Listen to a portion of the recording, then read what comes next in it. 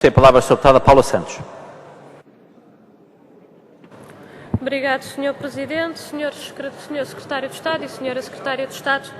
A questão que lhe queria formular tem a ver com o seguinte: nós não compreendemos a necessidade do Governo trazer à Assembleia da República uma proposta de lei para criar uma linha de crédito para os municípios com dificuldades financeiras, quando no nosso país não existe um vazio legislativo em relação a esta matéria e quando há um quadro legal que já enquadra quer os empréstimos por parte do Estado, quer por parte da banca, nomeadamente na Lei das Finanças Locais, mas que já enquadra este conjunto de empréstimos, impondo até um conjunto de duríssimas condições a quem aderir a estes mesmos programas.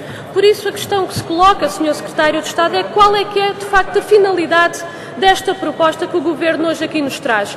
E, na nossa perspectiva, estão aqui dois grandes objetivos por parte do Governo. Um primeiro, que é um maior ataque e uma maior ofensiva à autonomia do poder local democrático, tal como um princípio constitucional. E uma outra, Sr. Secretário de Estado, embora tenha dito que a prioridade e a principal preocupação foi com os cidadãos, mas o que esta proposta aqui nos traz é um maior agravamento e uma maior penalização das condições de vida dos portugueses. Ou então não é isso que a proposta nos diz quando aumenta taxas, tarifas e impostos para os municípios, quando aumenta os preços da água, do saneamento e dos resíduos tal e qual como lá vem escrito, quando limita a atividade municipal, quando proíbe a atribuição de apoios ao movimento associativo local, ou então quando reduz no número de trabalhadores da administração local. Sr. Secretário de Estado, de uma só penada,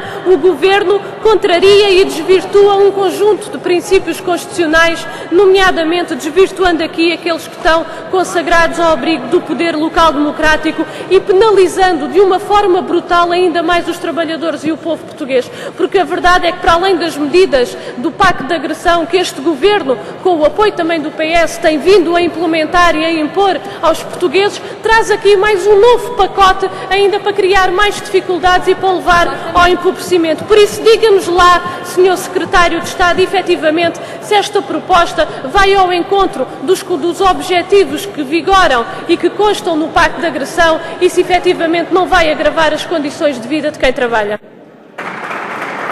Sra. Deputada Paula Santos, tem a palavra então para uma intervenção. Obrigado, Sr. Presidente, Srs. Secretários de Estado, Srs. Deputados. Aludido a princípios meritórios, o crescimento e ao desenvolvimento da economia local, a proposta do Governo que cria o designado Programa de Apoio à Economia Local não passa de um embuste. Em volta de uma suposta ajuda, encerra em si objetivos mais amplos deste Governo de subversão do poder local democrático expresso no Pacto de Agressão da Troika e no Documento Verde da autoria governamental, particularmente na limitação da sua intervenção, no ataque aos serviços públicos e na degradação das condições de vida das populações. Em primeiro lugar, esta proposta constitui mais uma linha de ataque à autonomia administrativa e financeira do poder local democrático, aumentando a tutela de mérito sobre os municípios para níveis inaceitáveis. Em segundo lugar, promove o descrédito do poder local democrático junto dos portugueses, tentando responsabilizá-lo pelo aumento substancial da dívida pública portuguesa, quando o peso real da dívida da administração local na dívida da administração pública é 3,1%. Em terceiro lugar, o Governo pretende aplicar um novo conjunto de medidas de austeridade que afetam sobretudo as populações, extorquindo mais uma fatia do rendimento das famílias, que levará a mais empobrecimento, à diminuição da atividade económica e à recessão. Trata-se, portanto, de uma proposta que não responde aos problemas que o poder local democrático enfrenta, decorrente das políticas de direita de sucessivos governos, nem das populações. À semelhança do pacto de agressão imposto ao país e aos trabalhadores, o que o Governo propõe na prática é um pacote de medidas da mesma natureza, desta vez aplicada à administração local, favorecendo a banca e os seus interesses, por exemplo, através dos aumentos insuportáveis do IMI e da obrigatoriedade necessidade da consignação destas receitas à dita consolidação orçamental à custa do rendimento das famílias. É indiscutível a ação do poder local democrático ao longo de décadas no desenvolvimento local, no aprofundamento do regime democrático e na melhoria da qualidade de vida das populações. Os partidos da Troika Nacional, embora venham publicamente afirmar inúmeras vezes o enorme contributo das autarquias para o desenvolvimento e para a dinamização da economia local, posteriormente tomam opções políticas que vão exatamente no sentido oposto.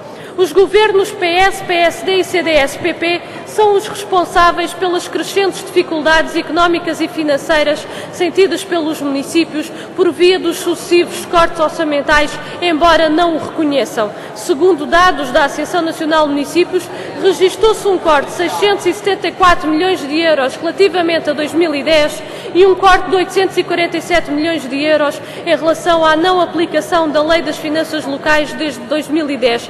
Lei essa que é uma má lei, que é uma lei que retira capacidade de intervenção aos municípios, mas mesmo esta lei não foi cumprida. Entretanto, o atual Governo introduziu novos obstáculos à administração local, quer pela aplicação da Lei de Compromissos, que terá tradução direta na paralisação da atividade municipal, quer pela retenção arbitrária de 5% do IMI, a pretexto dos encargos associados à atualização do valor patrimonial dos imóveis, sem a respectiva fundamentação dos custos efetivos, esquecendo-se dos encargos suportados pelos próprios municípios quando disponibilizam os seus meios e recursos no apoio a esta operação.